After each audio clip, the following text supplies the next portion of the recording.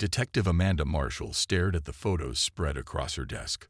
5 drowning victims in 3 months, all young men, all found in different rivers, and every single scene had that same yellow smiley face painted nearby. The latest victim was Thomas Reed, age 27, a quantum physicist who worked at the local university. She picked up Thomas's photo and frowned. Like the others, his body showed no signs of struggle. The medical examiner had found water in his lungs, confirming drowning as the cause of death, but something felt wrong. Very wrong. Detective Marshall. Officer Pete knocked on her office door. Lab results came back on the paint samples from the last scene. Amanda looked up, dark circles under her eyes from too many sleepless nights. Tell me they found something. That's just it. Pete handed her the report. The paint. It's not paint. Not any kind they've ever seen. The lab says its chemical structure keeps changing every time they try to analyze it. Amanda's hand tightened on the paper. In 15 years of police work, she had never heard of paint that could change its molecular structure. She grabbed her coat and car keys. I'm going back to the last scene. The river bank was quiet in the early evening light. Yellow crime scene tape fluttered in the cold wind. Amanda ducked under it and walked to the concrete wall where the smiley face watched her with its empty eyes. She pulled out her phone and compared the photo from 3 days ago to what she saw now. The smiley face looked exactly the same, but something about its yellow color seemed to pulse, like it was alive. She pulled out her evidence kit and scraped another sample. That's when she noticed it. Tiny symbols hidden in the curved line of the smile. They weren't there in the photo from 3 days ago. Her phone rang, making her jump. Marshall here. Detective, it's Dr. Klein from the morgue. The medical examiner's voice shook slightly.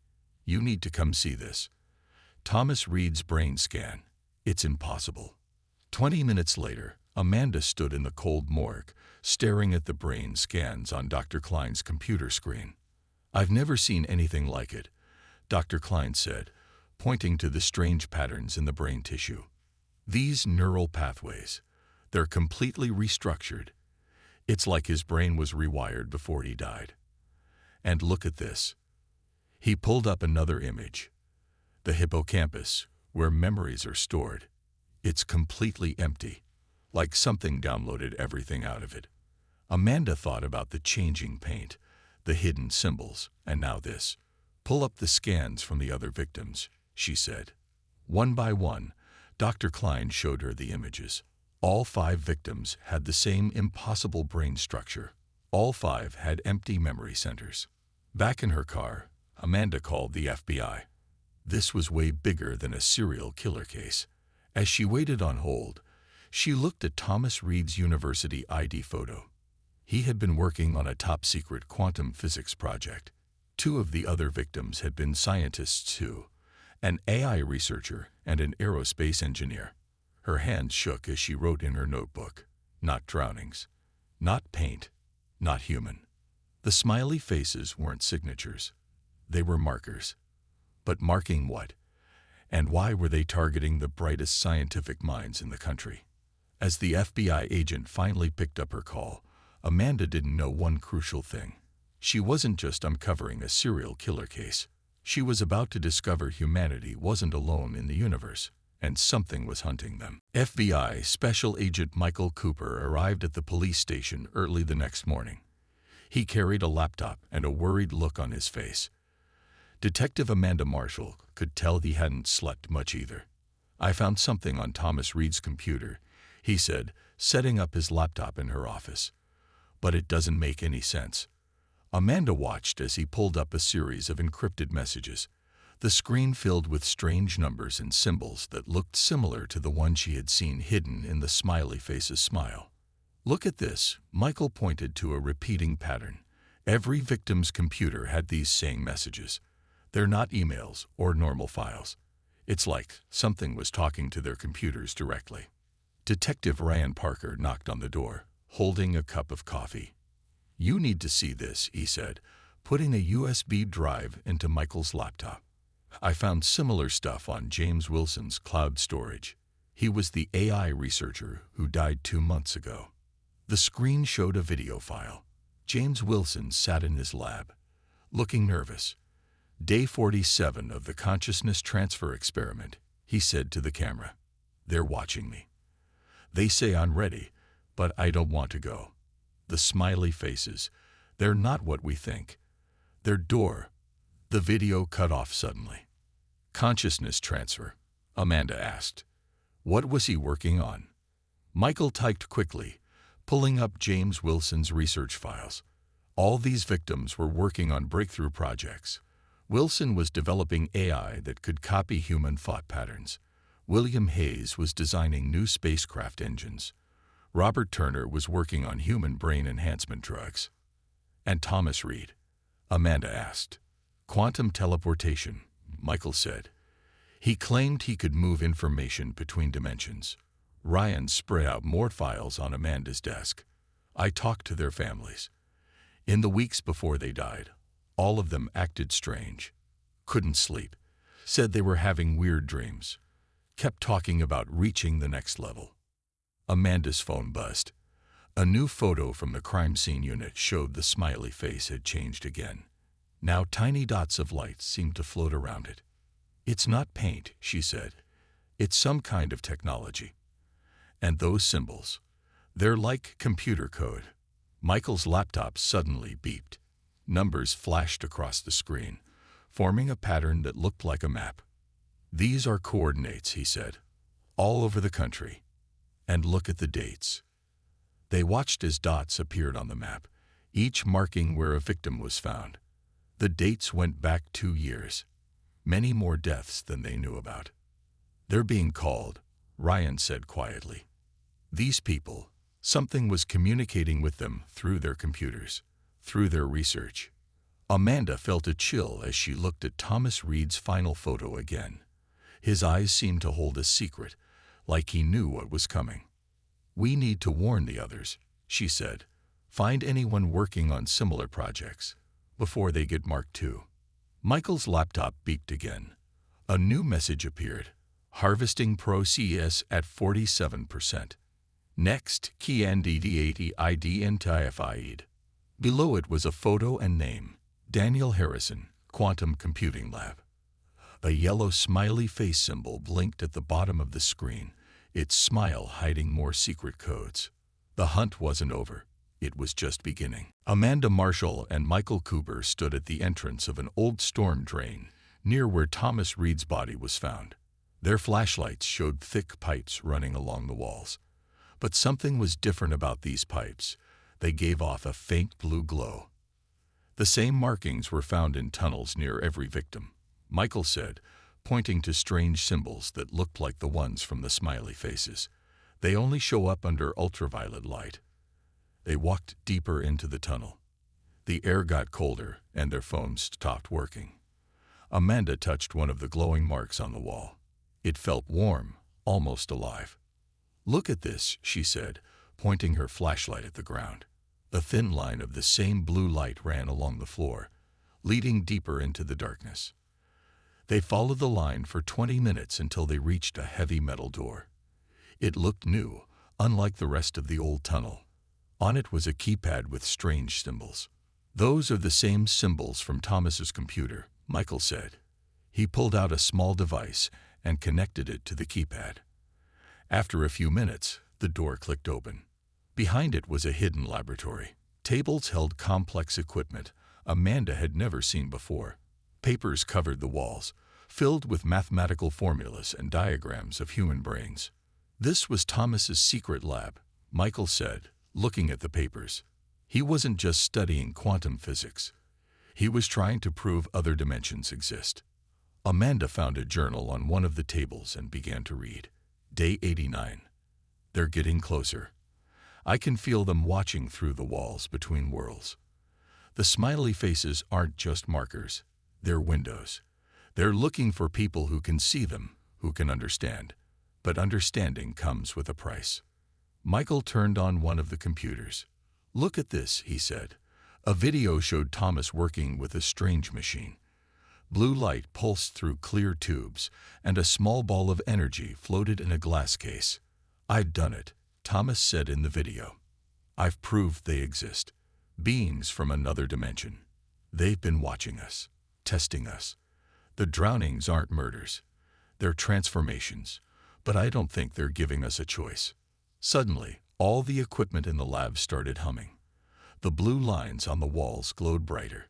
A small camera in the corner turned to look at them. "We need to leave," Amanda said. But before they could move, a new smiley face appeared on the wall. This one wasn't painted. It formed from points of light that came through the wall itself. They ran back through the tunnel. Behind them, they heard strange sounds, like whispers in a language they couldn't understand. Back in their car, Amanda looked at the photos they had taken. "Thomas found a way to prove other dimensions exist," she said. "And something from those dimensions found him." Michael's phone suddenly worked again. He had 10 missed calls from Ryan. The lab found something else in the victims' brains. Ryan told them, "Some kind of technology we've never seen before. And it's still active." Amanda started the car. "We need to talk to Dr. Catherine Wells," she said. "She's the best neurobiologist in the country. If anyone can figure out what's happening to their brains, it's her." As they drove away, neither of them noticed the small blue light that had attached itself to their car, blinking in the same pattern as a smiley face's eyes. Dr. Catherine Wells stood over the latest brain scan results in her brightly lit laboratory. Her eyes were wide with wonder and fear. Amanda Marshall and Michael Cooper watched as she pointed to the strange patterns on the screen. "These aren't drowning victims," Catherine said, her voice shaking. "Their brains have been upgraded." She pulled up more images on her computer. "Look here." She pointed to glowing spots throughout the brain tissue. "These are like tiny computers, but they're made of something that's not from Earth. They're changing the brain's structure, making new connections." "Like a computer upgrade?" Michael asked. "More like a complete rebuild," Catherine answered. She walked to a microscope and showed them a sample of brain tissue. Tiny blue lights pulsed through it, just like the lights they had seen in the tunnel.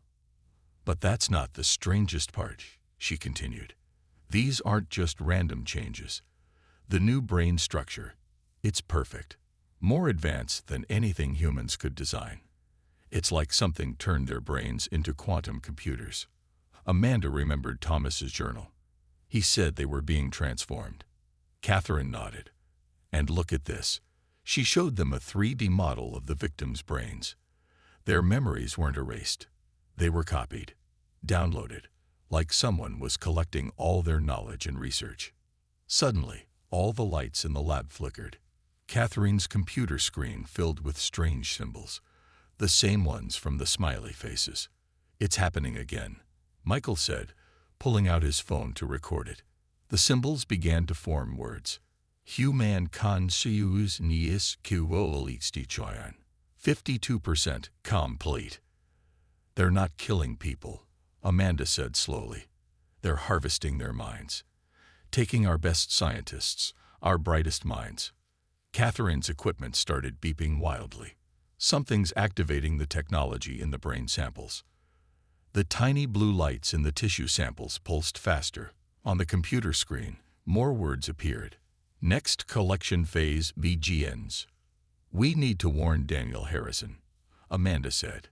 "He's next on their list." But before they could move, every screen in the lab lit up with the same message.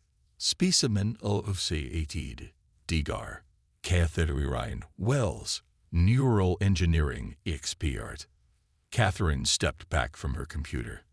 "They know I've seen them," she whispered. Michael quickly pulled out the special camera they had brought from Thomas's lab. Through its lens, they could see something forming in the air, points of light swirling together. "We're not dealing with serial killers," Amanda said. "We're dealing with collectors. Advanced beings who think human minds are something to be harvested." Catherine grabbed her research files.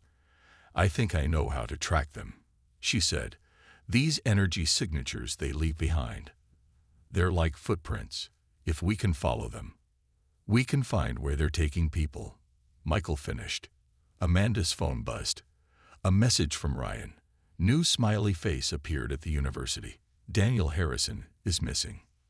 They rushed to leave the lab, but at the door, Catherine turned back. Wait, she said. What if the victims aren't dead? What if their bodies are just empty shells, and their minds are somewhere else? Somewhere, between dimensions. The lights flickered one last time, and in the darkness, they all saw it. A faint smiley face forming on the lab wall, its empty eyes watching them with alien intelligence. The university campus was empty at midnight. Amanda Marshall, Michael Cooper, and Dr. Catherine Wells stood in Daniel Harrison's office, looking at the fresh, smiley face on the wall. It glowed with an eerie blue light. Catherine held up her new detection device, something she had built using Thomas Reed's research. The energy readings are off the charts, she said. They were here less than an hour ago. Look at this, Michael said, pointing to Daniel's computer. The screen showed a video recording. They pressed play. Daniel appeared on screen, looking tired but excited. They finally showed themselves, he said. They call themselves the Collectors. They've been watching us for years, gathering our best minds. They think we're simple, like children. They use the smiley face to mock us. The video showed a strange light filling the room. Then something stepped out of the wall, a tall, shifting shape made of blue light and darkness. But they're wrong about us, Daniel continued. I found a way to block their signal. The human brain is stronger than they think. I've hidden the plans in. The video cut off. Check his desk drawers, Amanda said quickly. They found a sealed envelope in the bottom drawer. Inside was a set of blueprints and a note. For Catherine, you'll know what to do with this. Catherine spread the blueprints across the desk. This is brilliant, she said. Daniel found a way to shield the human brain from their technology. If we can build this. Suddenly, all the lights went out. The smiley face on the wall began to pulse. They're coming back, Michael whispered. But Catherine smiled. Good, she said, because I have something for them. She pulled out a small device from her bag. I modified their own technology. If they try to harvest another mind, they'll get a surprise. The air in the room began to shimmer. Through the darkness, they saw them. 3 tall figures made of light and shadow. They moved like liquid, their shapes constantly changing. One of the Collectors spoke, its voice like static in their minds. More specimens, located. Prepare for harvest. I don't think so, Catherine said, turning on her device. The room filled with a high-pitched sound. The Collectors moved back, their forms wavering. The human mind is not your property, Amanda said loudly. And we're not as simple as you think. The Collectors tried to reach for Catherine, but her device created a shield of energy around them. The alien shapes flickered like bad TV reception. Impossible, the Collector's voice crackled. Humans, KNOWMPRD,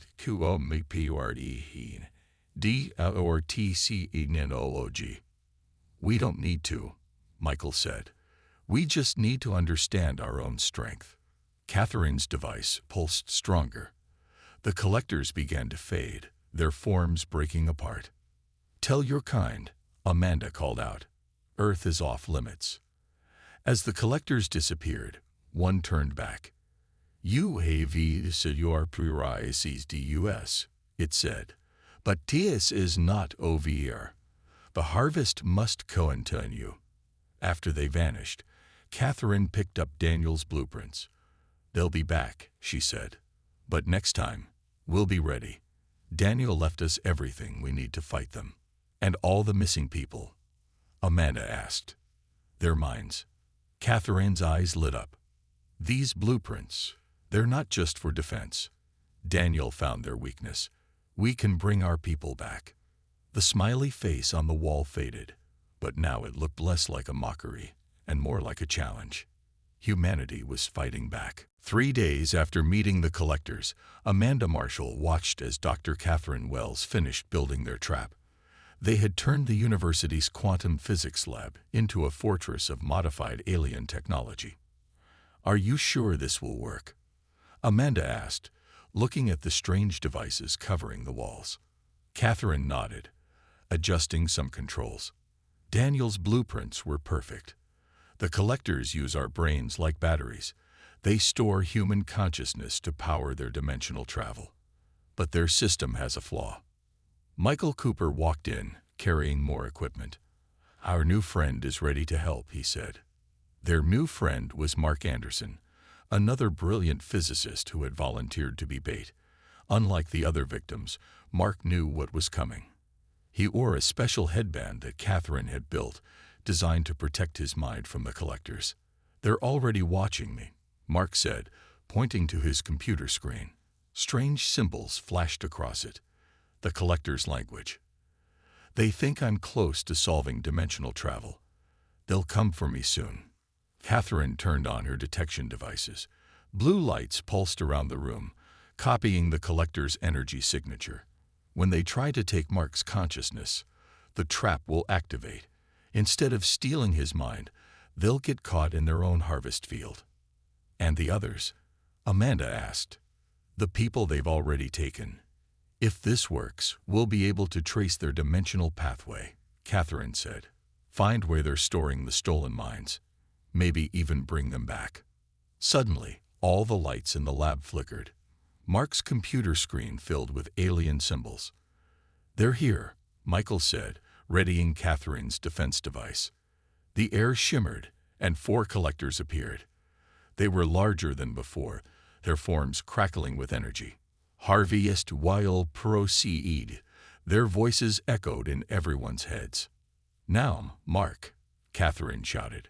Mark pressed a button on his headband. The room filled with a strange humming sound. The collectors moved toward him, reaching out with tendrils of light. Your resistance is futile, they said. Your minds belong to us. But when they tried to begin their harvest, something changed. Catherine's trap activated. The blue energy from the walls surrounded the collectors, trapping them in a field of their own power. It's working, Catherine said, watching her screens. Their harvest field is turning back on them. I'm getting readings from their dimension. The collectors writhed in the energy field, their forms destabilizing. Impossible. Humans cannot control this power. We don't need to control it, Mark said. We just need to understand it. And thanks to the people you took, we do. Through the swirling energy, they saw something.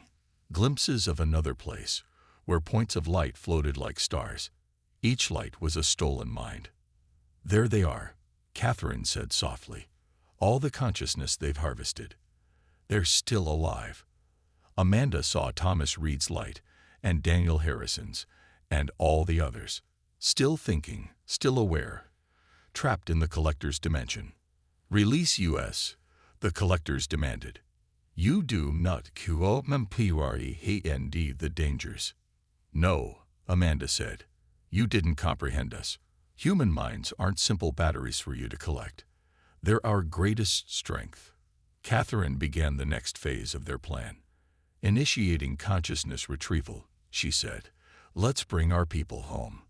The room filled with blinding light as the barrier between dimensions began to break. The quantum physics lab blazed with light as Catherine's machine tore open a hole between dimensions. The trapped collectors struggled in their energy prison, while Amanda, Michael, and Mark watched in amazement. The connection is stable, Catherine said, her fingers flying over the controls. I can see all the stolen minds, starting retrieval now. Streams of blue light poured through the dimensional hole. Each stream carried a consciousness, the brilliant minds the collectors had stolen. They watched as the lights found their way back to their original bodies, which had been brought to nearby hospitals. It's working, Michael said, checking his phone. Reports coming in from hospitals across the country. The victims are waking up. The collectors' forms flickered wildly. You have damaged the balance, they warned. Without human conscience, our travel network will fail. That's not our problem, Amanda said. You should have asked for help instead of stealing minds. Suddenly, Thomas Reed appeared near the dimensional hole, not his body, but his consciousness, glowing with blue light. Wait, his voice echoed in their minds. I understand everything now. I've seen their dimension, their civilization. Catherine paused the retrieval process. What did you see, Thomas?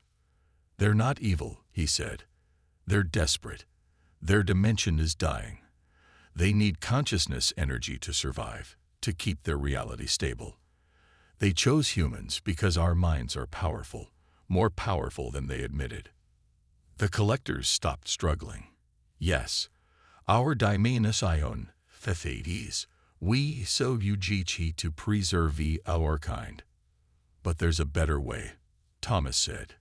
Catherine, your device, it doesn't just block their harvesting.